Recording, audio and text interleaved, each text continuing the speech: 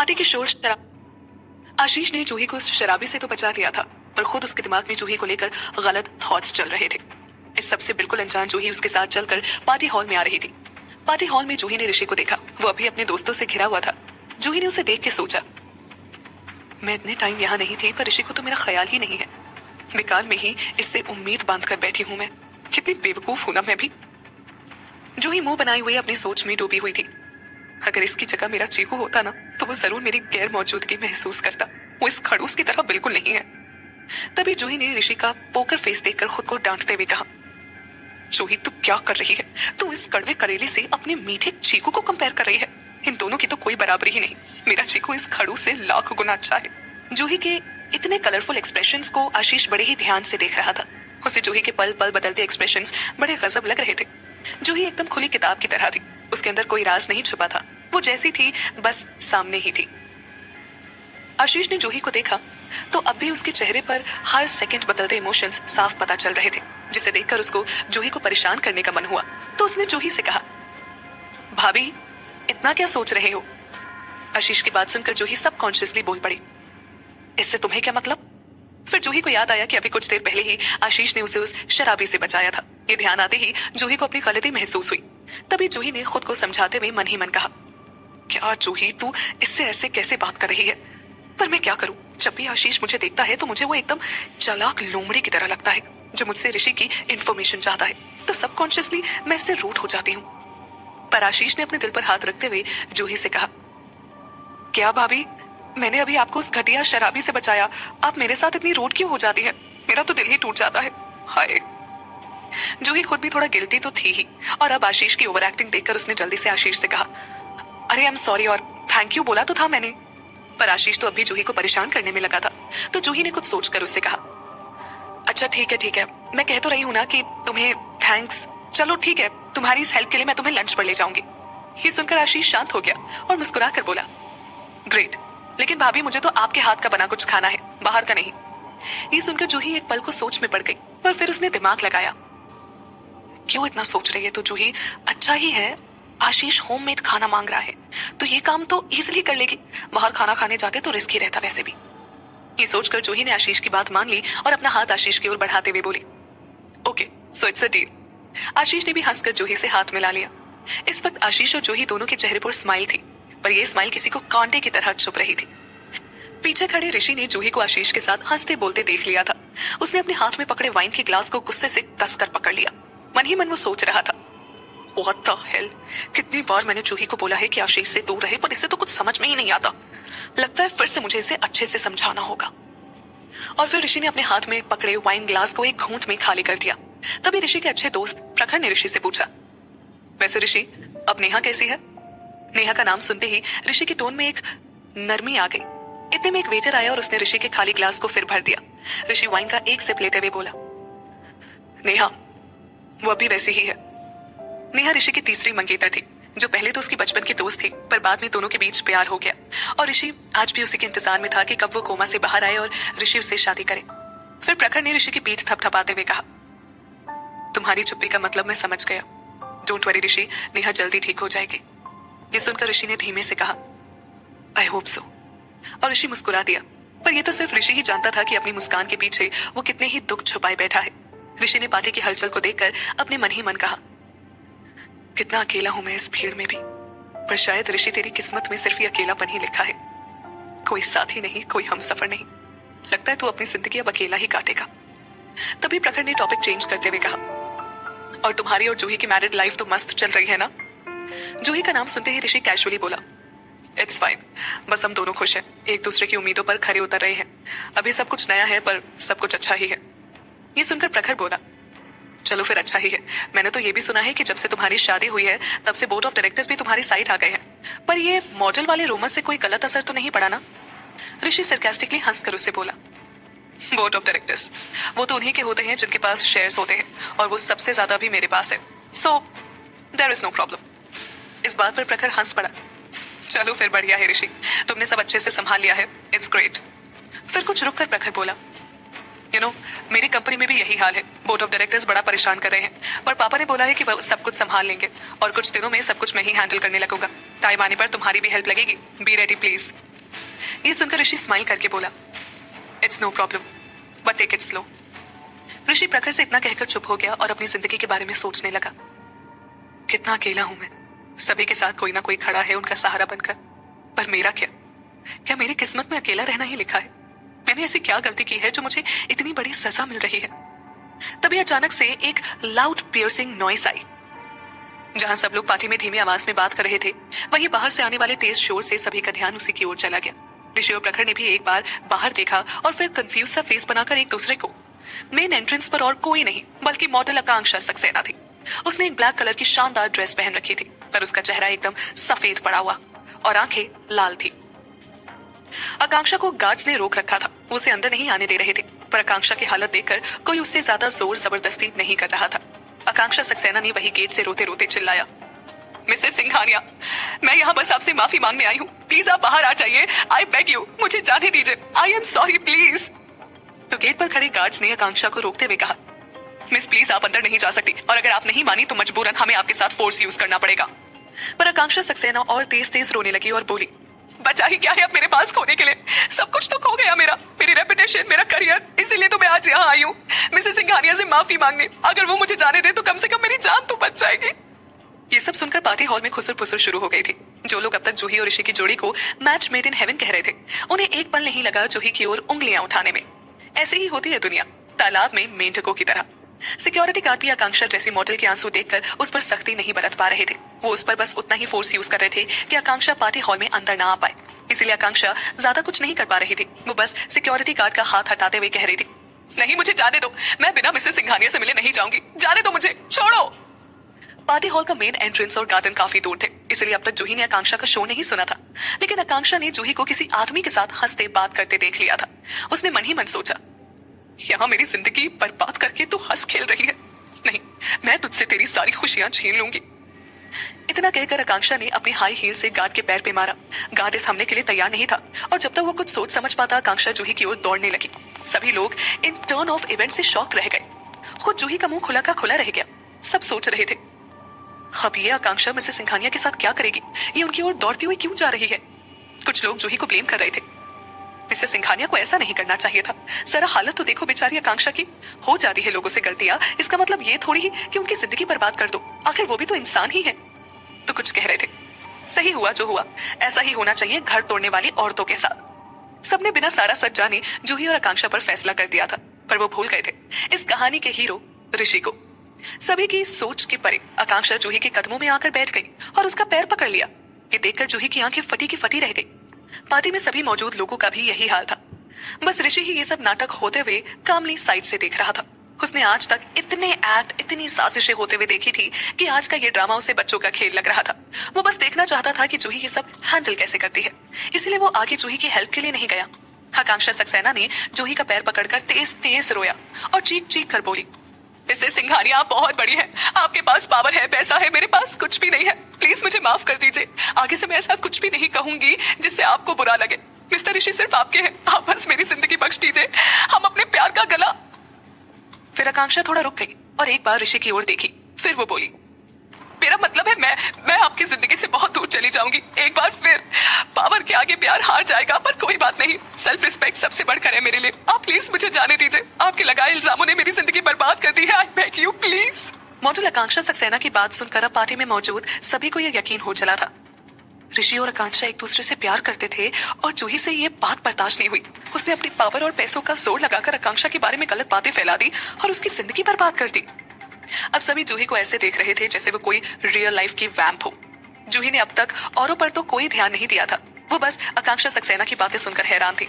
उसने सोचा, गॉड, कोई इतना झूठ कैसे बोल सकता है? इसको तो बेस्ट एक्ट्रेस का अवार्ड मिलना चाहिए, पर अब मैं ये सब हैंडल कैसे करूं? जहां एक और जूही सोच में डूब रही थी, अब वो क्या करे, वहीं रिया और आकांक्षा मन ही मन अपनी जीत की खुशी मना रहे थे। तो क्या एक बार फिर जूही सच्ची होते हुए भी लोगों के सामने गलत साबित हो जाएगी? मॉडल आकांक्षा सक्सेना किसी तरह पार्टी में पहुंच गई थी, तो वो जूही के कदमों में गिर गई थी। उससे माफी मांग रही थी, पर असल में उसने अपनी बेचारगी दिखाकर लोगों को यह यकीन दिला दिया था कि जूही ने अपने गुस्से के चलते उसकी जिंदगी बर्बाद कर दी। आकांक्षा की बातें सुनकर लोगों ने जूही को अपनी ही अदालत में खड़ा कर दिया और फैसला भी सुना दिया। पार्टी में मौजूद एक औरत बोली, देखो, दिखने में तो कितनी सीधी साधी लग रही है ये मिसेस सिंघानिया, पर अंदर से कितनी शैतान है। अपने मोटिव के लिए बेचारे की जिंदगी बर्बाद कर दी। किसी और ने कहा, वही तो, आदमी तो होते ही हैं बेवफा। जहां लड़की देखी नहीं कि लार टपकाते हुए चले गए, पर इसका मतलब ये थोड़ी है कि कोई किसी की जान ही ले ले। फिर कोई बोला, और नहीं तो क्या, खुद के पति को संभाल नहीं पाई तो औरों पर अपना गुस्सा निकालने लगी। बताओ क्या जमाना आ गया है। पार्टी में सभी लोग आकांक्षा की यू साइड ले रहे थे, जैसे जूही ऋषि की वाइफ नहीं बल्कि मिस्ट्रेस हो। ये सब सुनकर जूही को बहुत गुस्सा आया। उसने सोचा, मैं ऋषि से प्यार नहीं करती इसलिए मुझे फर्क नहीं पड़ रहा, पर अगर मेरी जगह कोई और होता तो वो तो गुस्से से पागल हो जाती। हद है, मतलब पहले हस्बैंड की चीटिंग बर्दाश्त करो और फिर कुछ कहो भी मत। क्या सोच है लोगों की, ब्रावो। और किस महान इंसान ने बोला कि हस्बैंड को कंट्रोल नहीं कर सकते, तो उसमें मिस्ट्रेस की क्या फॉल्ट। जरूर ये वही बोल रही होगी जो खुद किसी की मिस्ट्रेस होगी। कौन है ये, आवाज तो बड़ी जानी पहचानी लग रही है। जब ये सोचकर जूही देखने के लिए मुड़ी कि ये सेंसलेस बातें किसने कही है, तो जूही ने पाया कि भीड़ में रिया खड़ी है और उसे बड़ी चैलेंजिंग नजरों से देख रही है। जूही को उसे देखकर बिल्कुल हैरानी नहीं हुई। उसने सोचा, ओह, तो ये वाहियात बात रिया ने कही थी। वेल, कोई सरप्राइजिंग बात नहीं है। एक मिस्ट्रेस की बेटी से और उम्मीद भी क्या की जा सकती है, ऊपर से तब जब वो खुद भी अपने बहन के पति पर डोरे डाल रही हो। जूही ने रोती हुई आकांक्षा को देखकर सोचा, क्या बवाल है।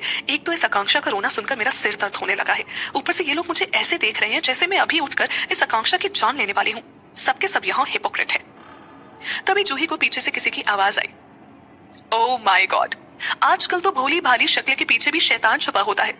अच्छा वह हम इससे दूर ही थे।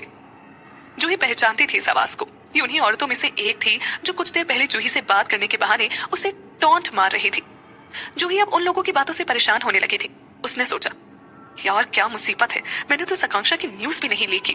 Well, she was deserving, still मैंने नहीं किया, फिर भी ये लोग मेरे पीछे लग गए हैं। अब मैं क्या करूं। जब आकांक्षा सक्सेना ने देखा कि सभी लोग उसकी तरफ से बोल रहे हैं तो उसके चेहरे पर एक जीत की खुशी झलकी, पर तुरंत ही उसने अपने एक्सप्रेशंस कंट्रोल कर लिए।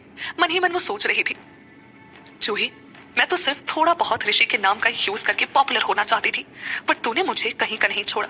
अब मैं भी तुझे इन लोगों के सामने खड़ा रहने के काबिल नहीं छोड़ूंगी। ये सोचकर आकांक्षा ने जूही का पैर और जोर से पकड़ लिया। वो बोली, मिसेस सिंघानिया, मुझे पता है आप गुस्सा है, पर अब तो आपने मेरी जिंदगी बर्बाद कर ही दी। अब क्या चाहिए आपको? क्यों आपने मेरे पीछे किसी को लगा रखा है? क्या आपको मेरी जान लेकर ही चैन आएगा?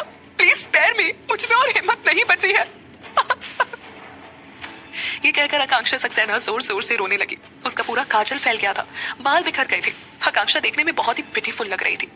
उसको देखकर लोगों ने कहा, हाँ सुना तुमने कि ये मॉडल आकांक्षा सक्सेना क्या कह रही है? किसी और ने कहा, हाँ मैंने भी सुना, इस मासूम से दिखने वाली मिसेस सिंघानिया ने इस मॉडल के पीछे लोग लगा रखे हैं। पर किसी ने कहा, सच में मिसेस सिंघानिया के भोले भाले चेहरे पर मत जाओ, ये तो किसी की जान लेकर ही मानेगी। किसी औरत ने कहा, बिल्कुल सही कहा आपने, आजकल तो किसी का भरोसा ही नहीं।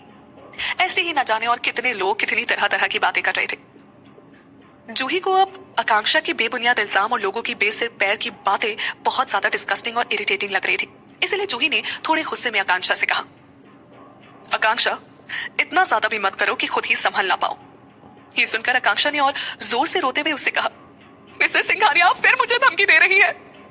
फिर आकांक्षा लोगों की ओर देखकर बोली, देखा देखा आपने, ये मुझे फिर से धमकी दे रही है, अब सबके सामने भी। तो सोचिए ये मेरा अकेले में क्या ही हाल करेंगे। कोई समझाओ इनको, मैं मर जाऊंगी। डॉक्टर ने वैसे भी मुझे कहा है कि मुझे डिप्रेशन है। अब क्या इन्हें तभी चैन आएगा जब मैं सुसाइड कर लूंगी। फिर आकांक्षा जूही की आंखों में देखकर बोली, बोलिए मिसेस सिंघानिया, क्या मैं आपकी खुशी के लिए अपनी जान दे दूं? क्या तब आपको चैन आएगा? क्योंकि मर मर कर तो मैं वैसे भी जी रही हूँ। आकांक्षा की सुसाइड वाली बात पर जूही के साथ साथ सभी लोग शॉक्ड हो गए।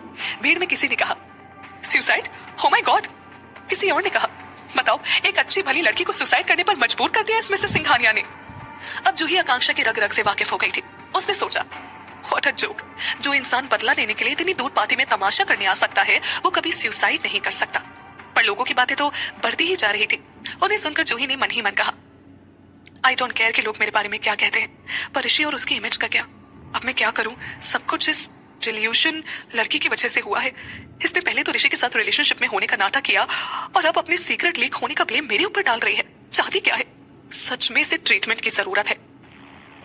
जूही सोच रही थी कि सिचुएशन से कैसे निकले, तभी उसके दिमाग में आया, क्यों ना मैं मान लूं कि मैंने ही मॉडल आकांक्षा सक्सेना की न्यूज मीडिया में लीक की है। क्योंकि वैसे भी सबने तो इसी बात को सच मान लिया है। और अगर अब मैं कहूंगी कि मैंने न्यूज लीक नहीं की तो सब मुझे झूठा ही बोलेंगे। इससे अच्छा मैं यही एक्सेप्ट कर लूं। सब मुझे मेलिशियस ही कहेंगे ना।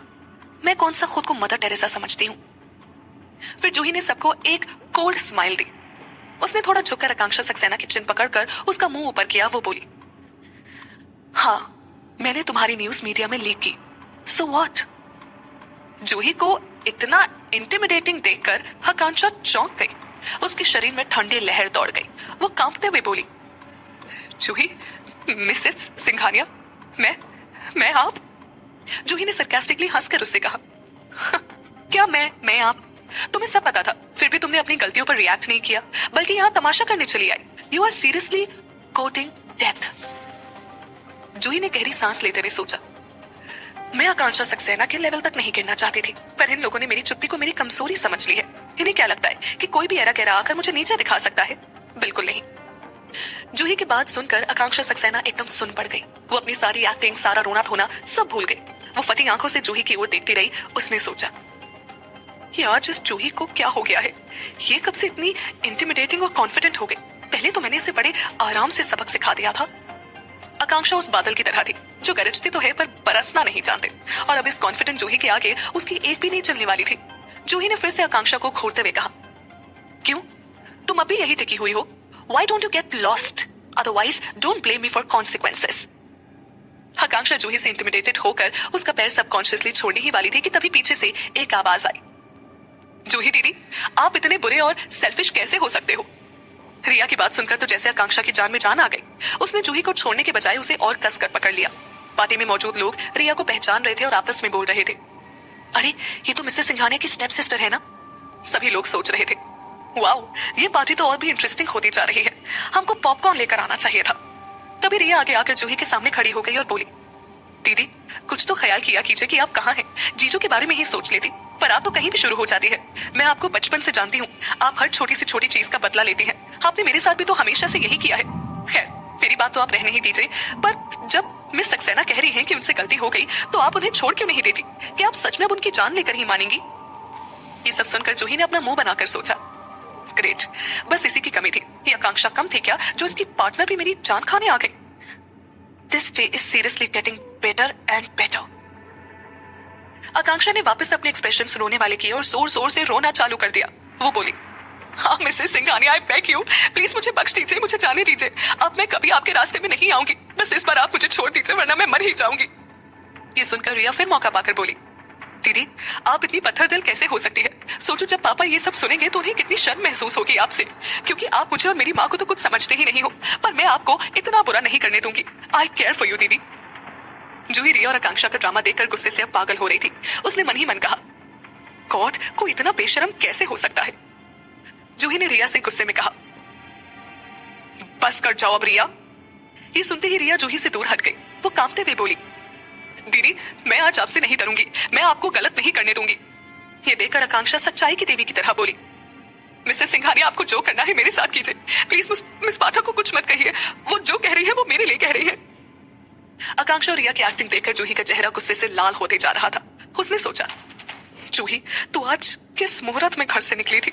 ये ड्रामा तो खत्म होने का नाम ही नहीं ले रहा। सच में मन तो कराए मेरा कि इन दोनों को अपनी सैंडल उतार कर मारूं, पर ये बेवकूफ आकांक्षा पैर ही नहीं छोड़ रही मेरा। लग रहा है फेविक्विक से चिपक गई है। गॉड। जूही अपने ही ख्यालों में खोई हुई थी। उसने रिया और आकांक्षा के बीच चल रही इशारों को नहीं देखा था। रिया अपनी नजरों से ही आकांक्षा से जूही की स्कर्ट की ओर इशारा कर रही थी। पहले तो आकांक्षा को कुछ समझ नहीं आया, पर फिर कुछ सोचने के बाद उसे समझ आ गया। उसने मुस्कुराते हुए सोचा, सही है रिया, इस जूही ने ऑफ शोल्डर ड्रेस पहन रखी है। अगर मैंने इसकी ड्रेस खींची तो ये तो पूरा रिया भी मुस्कुरा रही थी। उसने अपनी मुट्ठी एंटिसिपेशन में बांध ली। वो खुद से बोली, अब आएगा मजा जब सबके सामने इस जूही के कपड़े उतरेंगे। बड़ा मेरे सामने इतरा रही थी ना, अब देखती हूं मैं कैसे ये किसी के सामने मुंह दिखाने के लायक रहती है। ये सब सोचकर आकांक्षा ने रोते हुए जूही से कहा, क्यों क्यों मिसेस सिंघानिया आप मुझे छोड़ क्यों नहीं देती? आई बेग यू।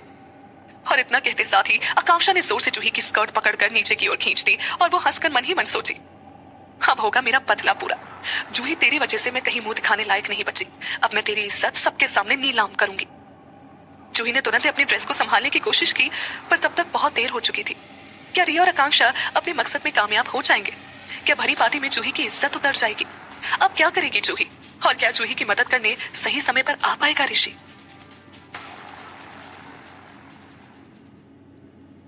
रिया और आकांक्षा मिलकर जूही को पार्टी में सभी के सामने विशियस प्रूफ करने में कामयाब हो गए थे कि स्कर्ट नीचे की और खींच दी। जूही ने जल्दी से अपनी ड्रेस पकड़कर संभालने की कोशिश की पर कोई फायदा नहीं हुआ। जूही की सांसें थम गई। उसकी आंखों के सामने सब कुछ स्लो मोशन में चलने लगा। आकांक्षा की जूही का स्कर्ट खींचना, आकांक्षा और रिया की प्राउड आंखें और उनमें जीत की चमक, उसे सब साफ दिख रहा था। जूही ने अपनी हार में आंखें बंद कर ली थी। इस वक्त जूही को कुछ समझ नहीं आ रहा था। इस एक पल में जूही ने अपनी सारी जिंदगी अपने सामने से गुजरती देख ली थी। जूही ने मायूस होकर सोचा, सब कुछ खत्म हो गया। सब कुछ तो पहले ही छिन गया था मुझसे और आज मेरी इज्जत भी गई।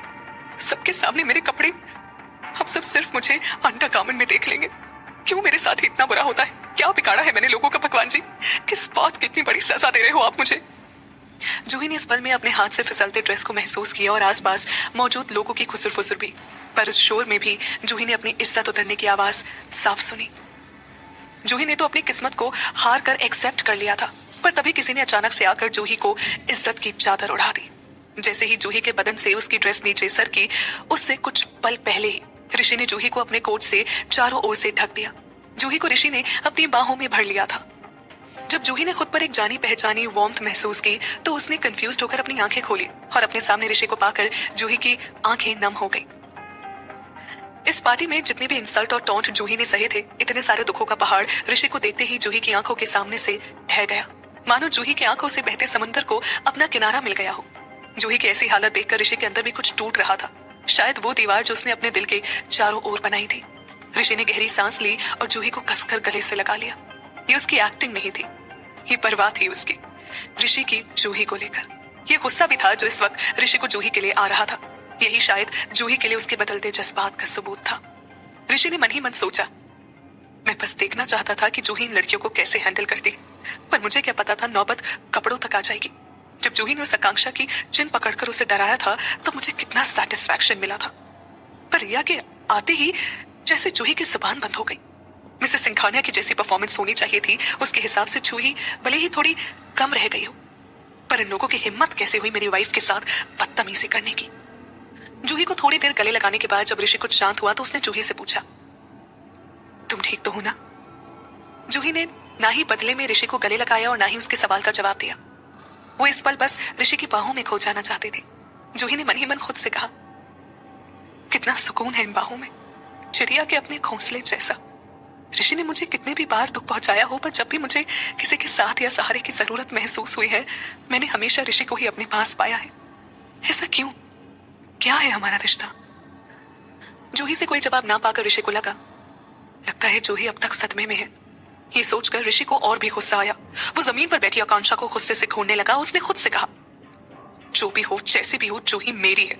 इन लोगों की हिम्मत कैसे हुई जूही के साथ कुछ भी गलत करने की? ऋषि की नजरों से आकांक्षा इतना डर गई कि वो ऋषि से नजरें भी नहीं मिला पा रही थी। तभी आकांक्षा रिया की ओर मदद के लिए देखने लगी, पर रिया तो अब खुद ही इधर उधर देख रही थी। रिया ने सोचा, मुझे तो लगा कि ऋषि और जूही का रिश्ता सिर्फ एक नाटक है।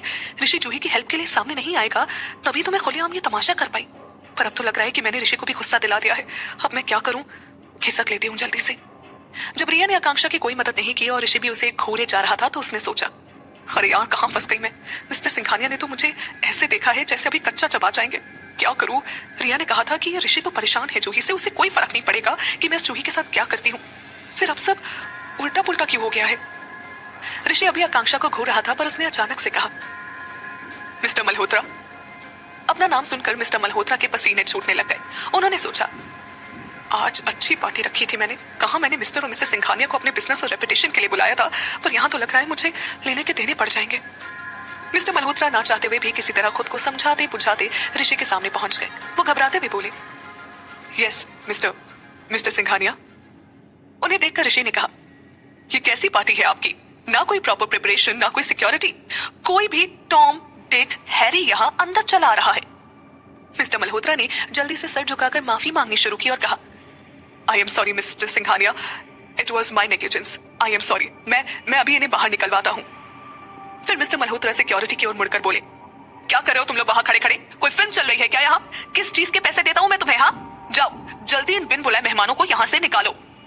मिस्टर मल्होत्रा की बात सुनकर गार्ड्स आगे आए और उन्होंने आकांक्षा को घेर लिया। ये देखकर आकांक्षा डर के मारे पागल हो गई। वो जमीन पर ही बैठकर पीछे की ओर क्रॉल करने लगी।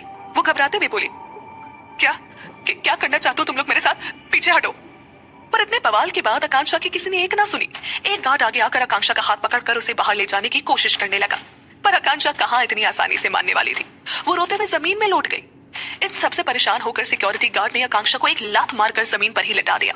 तभी मिस्टर मल्होत्रा पीछे से चिल्लाए, ले जाओ इस घिनौनी लड़की को इस पार्टी से बाहर। मिस्टर मल्होत्रा आकांक्षा को देखकर आग बबूला हो रहे थे। उन्होंने मन ही मन सोचा, अगर ये लड़की आज यहाँ नहीं आती तो मिस्टर सिंघानिया मुझसे कभी नाराज नहीं होते। सब कुछ इसी की वजह से हुआ है। अगले ही पल गार्ड्स रोती चिल्लाती आकांक्षा को पार्टी हॉल के बाहर फेंक आए। सब कुछ शांत होने के बाद मिस्टर मल्होत्रा ऋषि की ओर पलटे और फ्लैटरिंग स्माइल के साथ बोले, mister Singhania, I am sorry, जो कुछ भी आज यहाँ हुआ अब तो मैंने। पर ऋषि ने इम्पेशेंटली आधे में ही मिस्टर मल्होत्रा की बात को काटते हुए कहा, इट्स इनफ। ऋषि की बात सुनकर पूरी पार्टी में सन्नाटा छा गया। सभी अपनी सांसें थामकर ऋषि के अगले कदम का इंतजार करने लगे, पर ऋषि ने आगे कुछ नहीं कहा। वो बस रिया की ओर देखने लगा। ये देखकर जितने भी लोग रिया के आसपास खड़े थे वो उससे दूर हट गए। कोई भी नहीं चाहता था कि ऋषि का गुस्सा उनके ऊपर निकले। अब सभी की नजरें बस रिया पर ही टिकी हुई थी। ऋषि की नजरों में अपने लिए गुस्सा और डिस्कस्ट देखकर रिया अंदर से जल भुन गई। उसने गुस्से में सोचा, क्या खास है इस चूही की बच्ची में जो ऋषि इसके पीछे लगा रहता है? क्या कमी है मेरे में? क्यों ऋषि को मेरा प्यार नहीं दिखता? क्यों ऋषि हर बार बार इस चूही को प्रोटेक्ट करने आ जाता है? जरूर इस चुड़ैल चूही ने मेरे ऋषि को अपने जाल में फंसा रखा है। ऋषि ने फिर रिया से कोल्डली कहा, मिस पाठक, मैंने आज सब देखा और सुना, कैसे आपने मेरी वाइफ के साथ बिहेव किया। आप अपनी बहन को सही और गलत के लेसन दे रही थी, जबकि उनकी जरूरत सबसे ज्यादा आपको है। आपकी माँ ने यही सिखाया है आपको कि कैसे बाहर वालों के साथ मिलकर अपनी बहन की इंसल्ट करें। ऋषि की बातों के सामने रिया की बातों की क्या ही वैल्यू थी।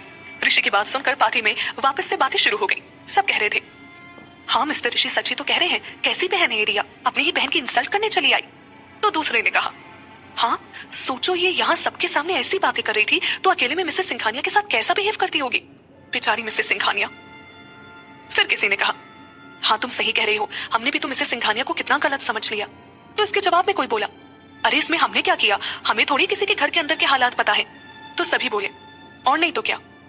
ऐसी बातें चल रही थी पूरी पार्टी में। जो लोग अब तक जूही को विशियस और सेल्फिश कह रहे थे, अब वही लोग जूही को बेचारी और देवी कह रहे थे। जूही को अब इन लोगों की बात का कोई असर नहीं हो रहा था। उसने सोचा, सच में भीड़ किसी की नहीं होती, जहां घुमा दो उधर ही घूम जाते हैं। इन लोगों की बातों को दिल से लगाना मतलब अपने ही पैरों में कुल्हाड़ी मारना है। मैं तो आज बस खुश हूं कि ऋषि मेरे साथ है, वरना न जाने क्या हो जाता। पर रिया भी तो ठहरी बेशर्मों की सरताज, इतनी आसानी से अपनी गलती मान ले तो वो रिया कहां। इसीलिए रिया ने कॉन्फिडेंटली ऋषि से कहा, ऋषि आप जूही की बातों में मत आइए, मैं आपको बचाने की कोशिश कर रही हूँ। जो कुछ भी मैंने कहा जूही के बारे में वो सब कुछ सच है, ट्रस्ट मी। रिया का सारा घमंड और कॉन्फिडेंस सिर्फ नीना पांडे की वजह से था। वो सोच रही थी, क्या हुआ अगर जूही मिसेस सिंघानिया है, पर पापा की कंपनी तो मेरे माँ के हाथों में है ना, और पापा भी, तो जूही की हमारे अगेंस्ट कुछ करने की हिम्मत ही नहीं होगी। रिया की बात सुनकर ऋषि सरकास्टिकली हंस दिया।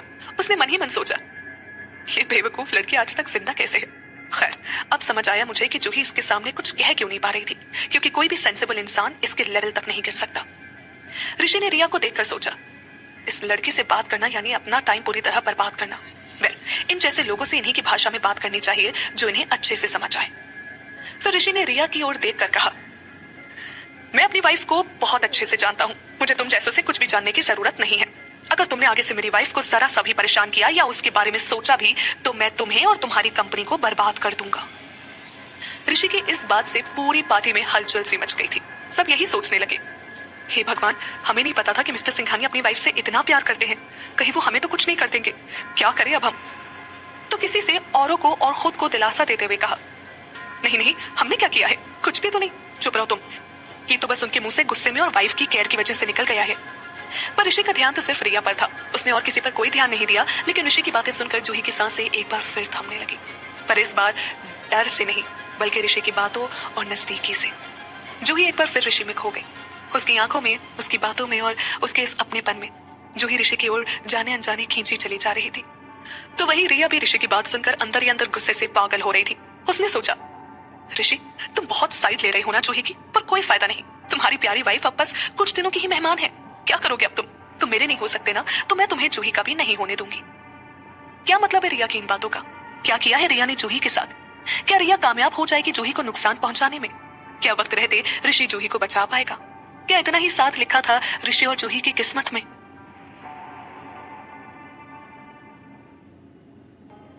ऋषि ने धो रही थी, तभी अचानक से जूही छींक पड़ी। सारी पार्टी में सन्नाटा होने की वजह से जूही की छींक गूंज गई। सभी का ध्यान वापस से ऋषि से हटकर जूही पर चला गया। ये देखकर जूही और भी एम्बैरेस हो गई। उसका चेहरा टमाटर सा लाल हो गया और फिर जूही सबकॉन्शियसली ऋषि के और भी करीब चली गई, जैसे वही उसका सेफ हेवन हो। ये देखकर ऋषि की आंखों में एक पैम्परिंग वाली हेल्पलेसनेस दिखी। वो धीमे से जूही से पूछने लगा, आर यू फीलिंग कोल्ड? जूही ने ऋषि की बात पर अपनी नाक छूते हुए कहा, no no, I am fine, thank you. दरअसल जूही को चोट की वजह से थोड़ा फीवर तो पहले से था और फिर अचानक से रिया और आकांक्षा वाला इंसिडेंट हो गया। जूही ने अपर हाफ में तो ऋषि का कोट पहना हुआ था, जिसकी वजह से उसे बहुत गर्मी लग रही थी, पर नीचे ड्रेस उतरने के बाद जूही के पैरों में कुछ भी नहीं था, तो वहां उसे ठंड लग रही थी। इसी गर्म ठंडे की वजह से जूही को फीवरिश फील हो रहा था। जब सबका ध्यान जूही पर गया तो साथ ही साथ उसकी बॉडी पर भी गया। जूही ने इस वक्त सिर्फ ऋषि का कोट पहन रखा था। कोट तो सिर्फ जूही की थाइस तक पहुंच रहा था। इस वजह से उसकी वेल टोन्ड सेक्सी लेग्स सभी की आंखों के सामने थे। जूही के लेग्स पर ध्यान देकर पार्टी में मौजूद सभी आदमियों की आंखें बस जूही पर ही टिकी हुई थी और उन सबका ये रिएक्शन ऋषि की आंखों से छुप नहीं पाया था। ऋषि को बहुत इरिटेशन हुई और अंदर ही अंदर गुस्सा आया। उसने अचानक से जूही को अपनी बाहों में उठा लिया। अचानक से गोद में उठने की वजह से जूही ने चौंक कर अपना एक हाथ ऋषि के चेस्ट पर रख दिया। उसका दूसरा हाथ अपने आप ऋषि के कंधे को कस के पकड़ चुका था। सबके सामने ऋषि के इतने करीब होने पर जूही की धड़कनें और भी तेज धड़कने लगी। जूही सोच रही थी, क्या होने लगा है मुझे आजकल? क्यों ऋषि के करीब आते ही मुझे खुद पर काबू नहीं रहता? जूही ने फिर ऋषि की बातों में ही एक कंफर्टेबल पोजीशन में अपना सिर टिका लिया। वो ऋषि के और करीब जाकर उसके कान में बोली, हम कहाँ जा रहे हैं ऋषि? ऋषि ने जूही की ओर बिना देखे धीरे से कहा, घर। इस वक्त ऋषि पार्टी में प्रेजेंट सभी मर्दों को गुस्से से देखने में बिजी था। वो सोच रहा था, हिम्मत तो देखो इन लोगों की, मेरी वाइफ को बुरी नजर से देख रहे हैं। अगर कोई लॉ एंड ऑर्डर नहीं होता ना तो मैं अभी इसी वक्त इन सबकी आंखें नोच लेता। डिस्गस्टिंग। फिर ऋषि सभी की एनवियस नजरों के बीच से जूही को अपनी बाहों में ही उठाए हुए पार्टी से बाहर ले जाने लगा। सभी की नजरें बस उन्हीं पर टिकी थी। जहां एक और काफी सारे लोग जूही जैसे इनोसेंट ब्यूटी को उसकी बाहों में देखकर ऋषि से एम्बियस थे, तो वहीं दूसरी ओर काफी औरतें जूही की किस्मत से जले सो रही थी। आखिर कौन नहीं चाहता था ऋषि सिंघानिया जैसे इंसान की केयर और प्रोटेक्शन? ऋषि थोड़ी दूर चला और फिर वापस से रुक गया। उस थमी हुई पार्टी में मौजूद लोगों की धड़कनें बढ़ने लगी। वो सोचने लगे, अब क्या हो गया? ये मिस्टर सिंघानिया वापस से क्यों रुक गए? किसकी शामत आने वाली है अब? सभी के दिलो दिमाग में यही सवाल थे, पर किसी ने कुछ नहीं कहा। पार्टी में सन्नाटा सा छा गया था। लेकिन फिर ऋषि धीमे से रिया की ओर मुड़ा और बोला, रिया, ख्याल रखना अपना। कहने को तो ऋषि के शब्द बहुत पोलाइट थे, पर जब यही शब्द ऋषि ने गुस्से में कहे थे तो सुनने वालों के शरीर में ठंडी लहर दौड़ गई। रिया का तो क्या ही हाल हो रहा था। वो ऋषि से नजरें भी नहीं मिला पा रही थी। रिया के डर के मारे पसीने छूट रहे थे। अपनी बात कहकर ऋषि पलटा और बिना कुछ आगे कहे जूही को अपने साथ बाहर ले गया। ऋषि और बाकी सब बस पीछे से ऋषि की परछाई को जाते हुए देखते रह गए। ऋषि वो इंसान था जिसके करीब तो सब जाना चाहते थे, पर वो सबकी पहुंच से बाहर था, सिवाय जूही के। जूही ने अभी अपना सिर ऋषि के सीने में टिकाया हुआ था। ऋषि की धड़कनें जूही को साफ सुनाई दे रही थी। ये धड़कनें उसके दिल को एक अलग ही सुकून दे रही थी। ऋषि की स्टेडी हार्ट बीट जूही की जिंदगी को स्टेबल कर रही थी। उसे ये यकीन सा हो चला था, सब कुछ ठीक हो जाएगा। I am with you. बाकी पार्टी में सभी के लिए तो ऋषि एक कामयाब और नाकाबिले हासिल शख्स था। रिया खुद पीछे से ऋषि को देखकर अंदर ही अंदर कुड़ रही थी। क्या है इस जूही में जो मुझ में नहीं? क्यों बचपन से हर चीज इसे ही मिलती है? ऋषि को मेरा होना चाहिए था। इस जूही ने ऋषि को मुझसे छीन लिया। अब ऋषि को जूही के अलावा कोई दिखता ही नहीं। क्यों ऋषि को मेरी परवाह, मेरा प्यार नहीं दिखता? नहीं, ऋषि मेरा है और मैं उसे हासिल करके रहूंगी। पर शायद अपनी जिद के आगे रिया ये देख नहीं पा रही थी कि ऋषि कभी उसका था ही नहीं, ना कभी ऐसा हो सकता था। ऋषि को जिसका साथ देना था, जिसके साथ होना था, वो हो चुका था। पर ऋषि की वार्निंग सुनकर भी रिया संभली नहीं। उसके मन में जूही को लेकर नफरत और जलन और भी बढ़ गई। उसने सोच लिया, नहीं, मेरा ऋषि मेरे साथ ऐसे बिहेव नहीं कर सकता। जरूर इस जूही ने ही मेरे अगेंस्ट ऋषि के कान भरे होंगे। You just wait and watch Juhi, मैं तुझे कैसा सबक सिखाती हूँ। तूने मुझसे मेरा ऋषि छीना है ना, मैं तुझसे तेरी जिंदगी छीन लूंगी। माँ में बहुत पेशेंस था कि उन्होंने सालों तक पापा को झेला, पर मुझ में नहीं है। अगर मैं और रुकी तो मैं खुद ही गुस्से से पागल हो जाऊंगी। तो अच्छा यही है कि मैं सबसे पहले जूही तुझे ही ऊपर पहुंचा दूं। जैसे ऋषि जूही को लेकर पार्टी हॉल से बाहर आया तो अब तक उसका काफी गुस्सा शांत हो गया था, पर वो नाराज अब भी था। ये देखकर जूही ने सोचा, ऋषि तो अभी बहुत गुस्से में लग रहा है, कहीं ये मेरी वजह से तो नहीं है। पर मैंने क्या किया? मतलब अनजानू में ही सही, पर मेरी वजह से मिसेस सिंघानिया के नाम और इमेज पर आंच आई तो है। तो क्या इसीलिए ऋषि इतना गुस्से में लग रहा है? ये सोचकर जूही ने ऋषि से धीमे से कहा, ऋषि वो अब यहाँ कोई नहीं है। ऋषि ने एक आईब्रो ऊपर करके जूही की ओर देखा, मानो वो उसकी बात समझना चाहता हो पर समझ ना पा रहा हो। ये देखकर जूही ने थोड़ा एम्बैरेस होकर कहा, मेरा मतलब अब तो मुझे नीचे उतार सकते हो। ये कहकर जूही ऋषि की बाहों में से उतरने की कोशिश करने लगी, पर ऋषि ने कुछ कहा तो नहीं, बस अपनी चलने की स्पीड तेज कर दी, जिसके चलते जो जूही अब तक ऋषि की बाहों से उतरने की कोशिश कर रही थी, उसने अब ऋषि को कसकर पकड़ लिया था। ये देखकर ऋषि ने अपनी चाल फिर धीमी कर ली। जूही ऋषि के थॉट्स को समझ नहीं पा रही थी, इसीलिए उसने कोशिश भी नहीं की। ऋषि की बाहों में एक कंफर्टेबल पोजीशन में अपना सिर टिकाकर जूही ने अपनी आंखें बंद कर ली। लेकिन तभी ऋषि अपनी कार तक पहुंच गया, जहां विनय ड्राइवर के साथ उसका इंतजार कर रहा था। जूही को ऋषि की बाहों में देखकर विनय सरप्राइज तो हुआ, पर उसने तुरंत ही अपने एक्सप्रेशंस न्यूट्रल कर लिए। उसने ऋषि के लिए कार का गेट खोल दिया। बैग। इसके साथ ही ऋषि ने जूही को कार की बैक सीट पर एकदम से बिठा दिया। वो खुद भी उसी के बगल में जा बैठा। ऋषि ने गुस्से भरी आवाज में ही विनय से कहा, let's go towards our company. ये सुनकर जूही मन ही मन रोने लगी। उसने सोचा, कंपनी? इतनी लेट हो गया है, अब तो घर जाना चाहिए, फिर कंपनी क्यों? क्या ये कोई नया तरीका है ऋषि का मुझे परेशान करने का? नहीं, कहीं वो मुझसे ऑफिस का काम तो नहीं करवाना चाहता। पर मेरी अभी तबीयत ठीक नहीं है। जूही ने फिर सोचा, छोड़ो यार, जो भी होगा देखा जाएगा, पर पहले तो ये इंपॉर्टेंट है कि मैं ऋषि को सब कुछ सच सच बता दूं। ये सोचकर जूही ने उससे कहा, ऋषि ने जब जूही की बात का कोई जवाब नहीं दिया तो जूही फिर बोली, वो जो भी आज पार्टी में हुआ उसमें मेरी कोई गलती नहीं थी। मैंने मॉडल आकांक्षा सक्सेना की न्यूज मीडिया में नहीं लीक की है, सच्ची, you have to believe me. Juhi की यह बात सुनकर ऋषि ने गहरी सांस ली और कहा, आई ऑलरेडी नो इट। ऋषि की इस बात पर जूही का कंफ्यूज सा फेस बन गया। वो बोली, हाँ यू नो, पर कैसे? जूही के इस सवाल पर ऋषि फाइनली जूही की ओर पलटा और उसकी आंखों में आंखें डालकर बोला, ओह, मुझे कैसे पता? क्योंकि मैं तुम्हें बहुत अच्छे से समझ गया हूँ। भले ही तुमने मुझसे कहा था कि तुम उसे एक्सपोज कर दोगी, पर मुझे पता है कि तुम ऐसा कुछ नहीं करने वाली। पता है क्यों? क्योंकि तुम पहले दिन से ही यूजलेस हो। आज तक तुमने एक काम ठीक से नहीं किया है। ऋषि की बात सुनकर जूही का चेहरा एम्बैरेसमेंट में लाल हो गया। उसने सोचा, सच में इसकी बातें बहुत ही टॉक्सिक है, पर सच्ची भी। मैं कभी किसी के भी सीक्रेट ऐसे मीडिया में लीक नहीं कर सकती। I just can't.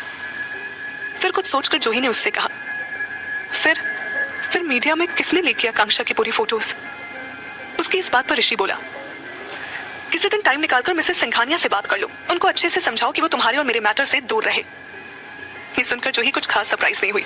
उसने सोचा, हो, तो मेरा शक बिल्कुल सही था, ये काम इशिका सिंघानिया का ही है। फिर कुछ सोचकर जूही ने ऋषि की ओर देखा। वो मन ही मन बोली, तो इसका मतलब ये भी है कि ऋषि को पहले से सब पता था? हाँ, तो ऋषि चेहरे से बस इतना काम दिखता है, पर इसको सब कुछ पहले से ही पता होता है। तभी ऋषि ने एक आईब्रो ऊपर करते हुए जूही से कहा, एनी प्रॉब्लम जूही? मेरी सलाह ध्यान से सुनो और तुम भी उन्हें क्लियर कर दो।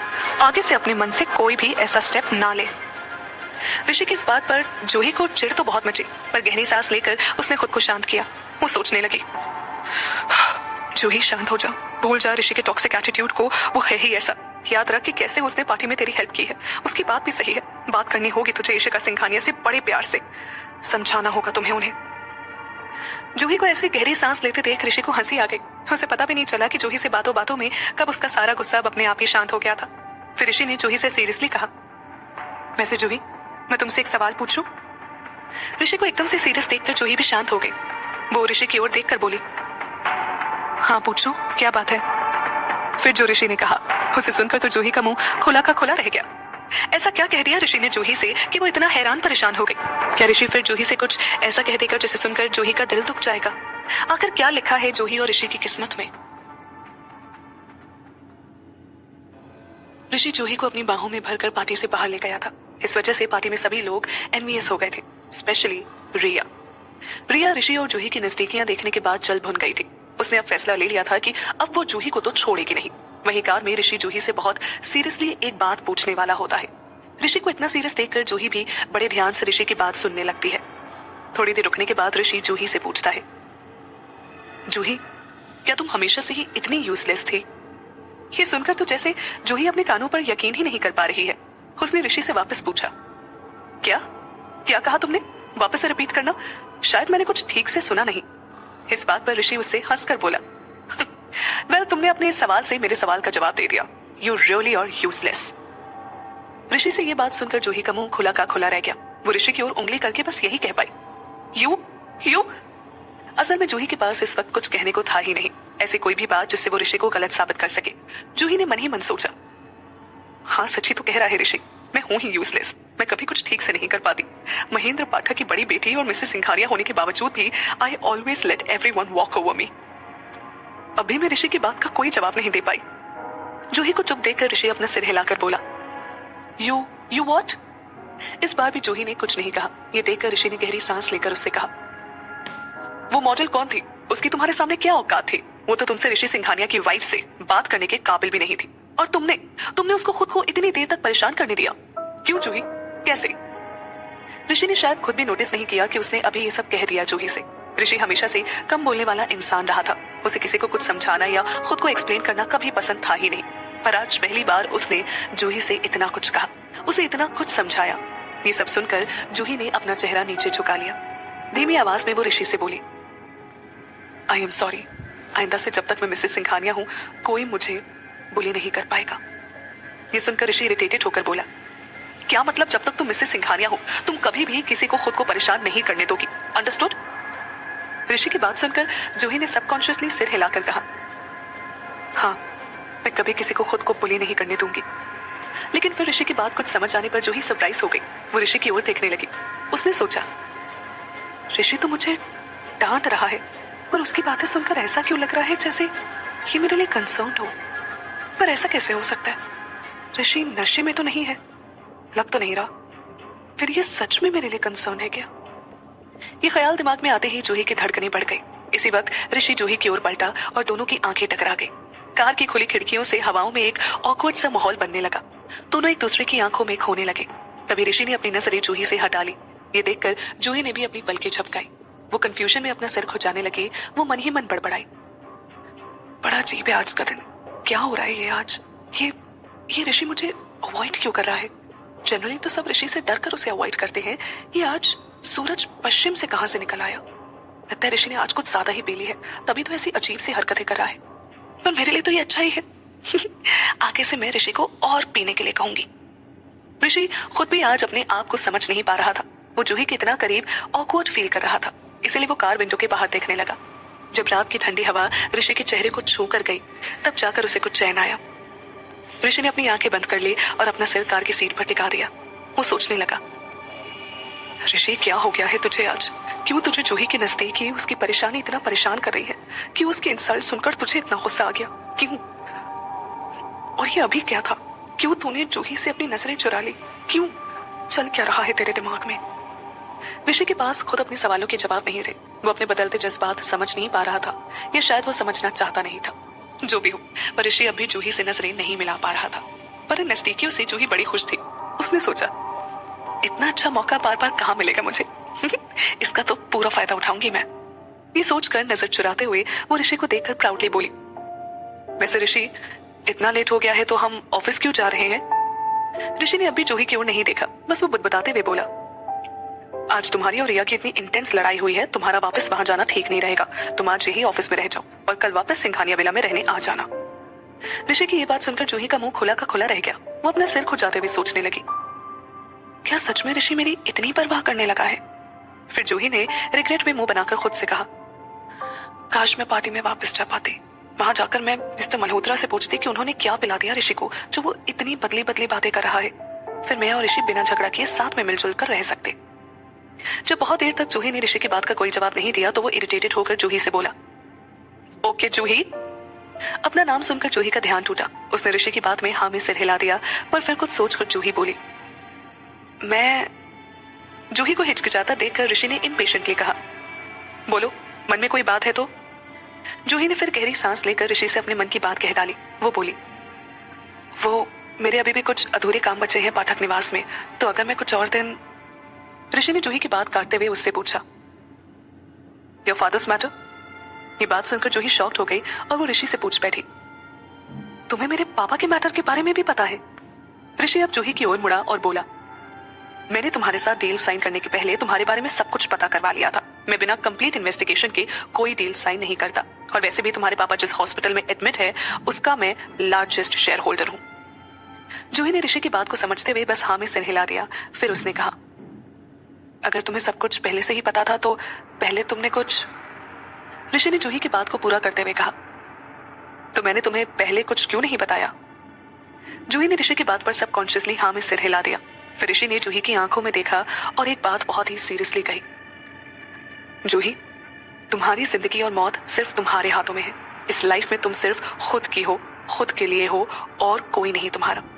हर इंसान के लिए यही बात सच है, और ये बात हमेशा याद रखना। ये बात ऋषि ने अपनी लाइफ में बहुत पहले ही समझ ली थी, इसीलिए वो किसी पर भी डिपेंडेंट नहीं रहा। उसने कभी अपने अलावा किसी पर भरोसा नहीं किया, ना ही कभी किसी को अपने ऊपर पावर दी कि कोई उसे कभी हर्ट कर सके। इसी रूल के साथ ऋषि आज तक जिया था और इस बड़े मुकाम तक पहुंचा था। ऋषि की इस बात को सुनकर जूही ने आज पहली बार ऋषि को इस नए रंग में देखा था। जूही सोच रही थी, ये ऋषि जितना भी खड़ूस हो, कड़वा बोलता हो, पर ये सच्चा तो है। आज जो ये बात ऋषि ने कही है वो सिर्फ मेरी भलाई के लिए है। सच ही तो कह रहा है। कोई नहीं होता है किसी का, हम खुद होते हैं सिर्फ अपने लिए। कहने को तो मेरी भी इतनी बड़ी फैमिली है, पर आज कौन खड़ा है मेरे साथ? साथ तो छोड़ो, सब मुझे गिराने के इंतजार में बैठे हैं। मैं ऋषि की ये सीख हमेशा याद रखूंगी। ये सोचकर जूही ने ऋषि की ओर सीरियसली देखकर कहा, थैंक यू ऋषि, मैं तुम्हारी ये बात हमेशा याद रखूंगी। जूही की इतनी सीरियसनेस और साफ आंखें देखकर फिर से ऋषि के दिल में कुछ हुआ, और आज दूसरी बार उसने जूही से अपनी आंखें चुरा ली। वो कार में दूसरी साइड देखने लगा। फिर ऋषि का इतना रूखा रूखा एटीट्यूड देखकर जूही को थोड़ा ऑकवर्ड लगा। उसने ऋषि को देखकर मुंह बना लिया। मन ही मन वो कहने लगी, अब फिर से ऋषि को क्या हो गया है? मैंने तो कुछ ऐसा कहा नहीं जिससे इसे गुस्सा आए। फिर कहीं शराब का नशा खत्म तो नहीं हो गया और ये वापस अपने खड़ूस मोड में आ गया हो? ओह गॉड। फिर कुछ देर तक कान में शांति रही। ऋषि ऑकवर्ड फील कर रहा था। जूही को समझ नहीं आ रहा था कि आखिर हुआ क्या है। कुछ देर बाद कान में सामने बैठा विनय बोला, सर, तो पाठक निवास चले? विनय की बात सुनकर जूही उसकी ओर देखने लगी। वो मन ही मन बड़बड़ाई, ये विनय भी चुपचाप दूसरों की बातें सुनता रहता है, दैट मैनर्स। पर ऋषि ने सिर्फ विनय की ओर बिना देखे कहा, व्हाट डू यू थिंक? विनय ने यह सुनकर जल्दी से कहा, yes yes I know sir. फिर विनय ने ड्राइवर को गाड़ी घुमाने के इंस्ट्रक्शंस दे दिए। वो खुद बड़ी मुश्किल से अपनी हंसी रोकने की कोशिश कर रहा था। विनय ने मिरर से जूही और ऋषि को देखकर मुस्कुरा दिया। वो मन ही मन सोचने लगा, ऋषि सर तो दिन ब दिन इंटरेस्टिंग होते जा रहे हैं। मैंने कभी ऋषि सर को ऐसा नहीं देखा, इवन नेहा मैम के साथ भी नहीं। पता नहीं जूही मैम का साथ और क्या क्या नए बदलाव लाएगा ऋषि सर में। कार पाठक निवास की ओर मुड़ ही रही थी कि जूही ने अपने दोनों हाथों से अपना मुंह और नाक बंद कर ली, पर इसके बावजूद भी वो जोर से छींक पड़ी। उसे फिर से छींकते हुए देखकर ऋषि बोला, तुम्हारा जुकाम इतना सीरियस क्यों होता जा रहा है? जूही को लगा कि ऋषि उस पर गुस्सा कर रहा है क्योंकि उसे मेसोफोबिया है। इसलिए जूही ने धीमे से कहा, वो मैं ट्राई कर रही थी कि छींक किसी तरह रुक जाए, पर आई एम सॉरी। वो क्या है ना, मेरी चोट अभी पूरी तरह से ठीक नहीं हुई है, तो मुझे पहले से थोड़ा फीवर था, और फिर वो ड्रेस वाला एक्सीडेंट। तो जूही की फीवर वाली बात सुनकर ऋषि इम्पेशेंटली बोला, तो तुम यहाँ क्या कर रही हो? डॉक्टर को क्यों नहीं दिखाया आज के आज? ऋषि की फिक्र को जूही ने डांट समझ लिया। वो मुंह बनाकर बोली, मैं इसीलिए कल चीकू से मिलने हॉस्पिटल जाने ही वाली थी। चीकू का नाम सुनते ही ऋषि को हमेशा की तरह जोर की मिर्ची लगी। वो चिढ़कर जूही से बोला, मेरे सामने ये दिखाने की जरूरत नहीं कि तुम और तुम्हारा चीकू कितने क्लोज है। मेरे सामने ये निक नेम मत खेलो। डॉक्टर रचित बोलो उसे। जूही ने ऋषि से धीमे से कहा, सॉरी, वो I am used to it. फिर ऋषि ने इरिटेटेड होकर उससे कहा, पर अगली बार ये मेरे सामने नाम मत यूज करना, आई डोंट लाइक इट। जूही को समझ नहीं आया कि इस बार उसने क्या कर दिया जो ऋषि को इतना गुस्सा आ गया, पर जूही ने बिना कुछ ज्यादा सोचे ऋषि की बात में हाँ मिला दी। वो बोली, ओके, मैं आगे से ध्यान रखूंगी। ये सुनकर ऋषि का मूड अपने आप ही सही हो गया। वो विंडो के बाहर देखने लगा। ऋषि को शांत देखकर जूही भी मुस्कुरा दी। जूही आज बहुत खुश थी क्योंकि आज पहली बार उसने और ऋषि ने नॉर्मली बिना किसी लड़ाई झगड़े की बात की थी, पर दोनों ही अनजान थे इस बात से कि कितना फर्क पड़ने लगा था दोनों को एक दूसरे की बातों से। कैसे जूही की एक बात से ऋषि गुस्सा तो अगले पल शांत होने लगा था। बदल तो रहे थे दोनों, बस अभी उन्हें इस बात की खबर नहीं थी। फिर कुछ देर बाद ऋषि की कार पाठक निवास के सामने जा रुकी। क्या होने वाला था आज पाठक निवास में? रिया शांत रहने वालों में से तो नहीं, तो क्या साजिश रचेगी रिया जूही के खिलाफ? क्या सच में रिया जूही को नुकसान पहुंचाने में कामयाब हो जाएगी?